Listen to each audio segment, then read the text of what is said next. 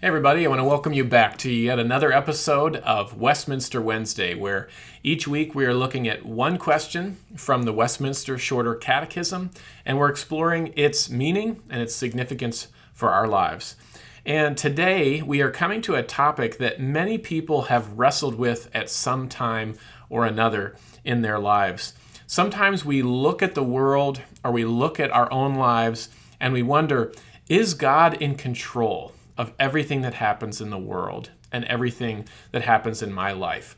Or to put it another way, we might ask, does God have a purpose for everything that happens in the world and everything that happens in my life?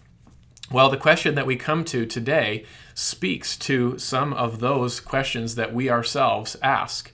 And question number 7 asks this. It says, what are the decrees of God? And the answer given is that the decrees of God are his eternal purpose, according to the counsel of his will, whereby for his own glory he has foreordained whatsoever comes to pass.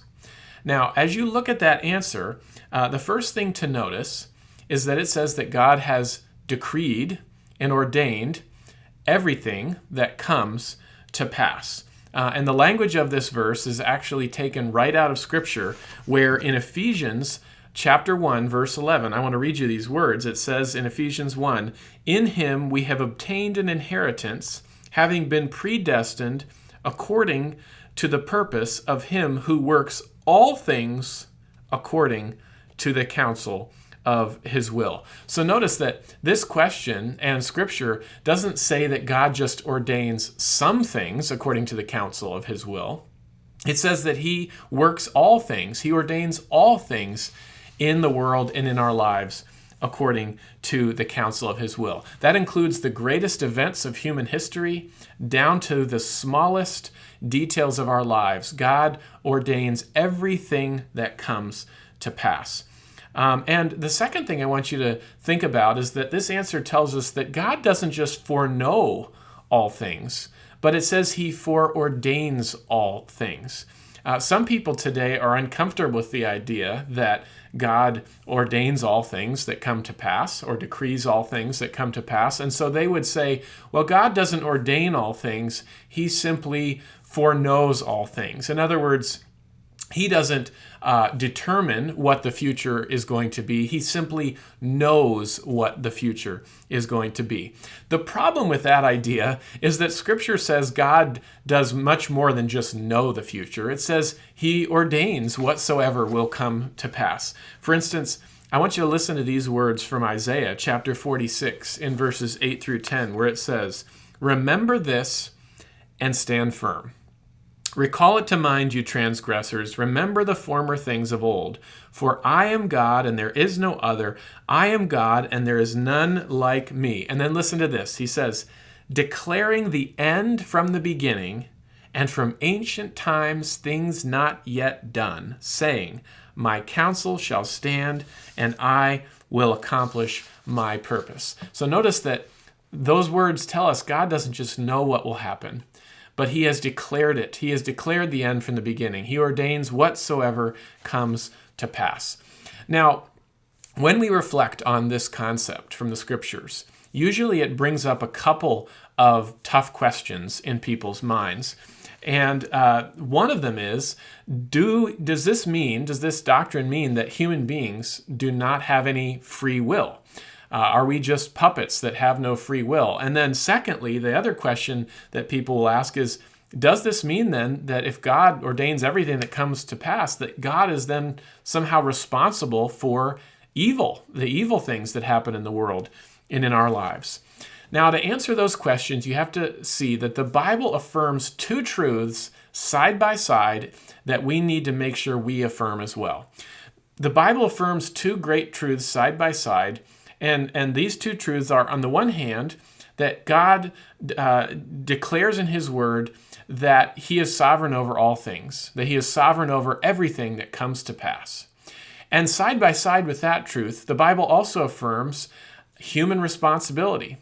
Not only is God sovereign, but human beings are responsible for their actions. And so we are free moral agents and we make free choices, and we are responsible for those choices. So when we choose to do evil, we are responsible for that evil. God is not responsible for it.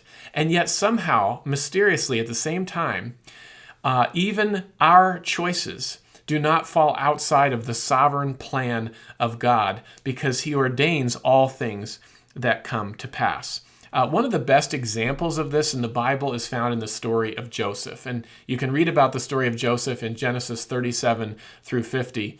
But Joseph was one of 12 brothers, and he was the favorite of his father. And that caused a lot of animosity in their family. And so one day, Joseph's brothers conspired against him to kill him. First, they threw him into a pit, and then they sold him to slave traders, and he was shipped off to Egypt. And he spent many years in Egypt. And during his years in Egypt, many bad things happened to Joseph. He was accused of crimes that he didn't commit. He was thrown into prison unjustly and spent years in prison. But in the midst of all of those things that happened, eventually, through a set of circumstances, Joseph rose to power, and he became the most powerful man in all of Egypt. And at the end of Joseph's story, it becomes clear that God had a purpose in all of these events, and that purpose was to save his family from starvation during the famine that was to come. And at the very end of Genesis, Joseph utters these amazing words, and here's what he says in Genesis chapter 50 to his brothers. He says to them, "Do not fear.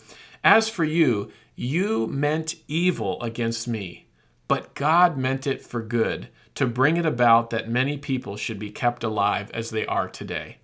Now, those words tell us a couple of things. First of all, those words tell us that Joseph's brothers were responsible for their evil actions. They chose to commit evil against Joseph, and they did that freely.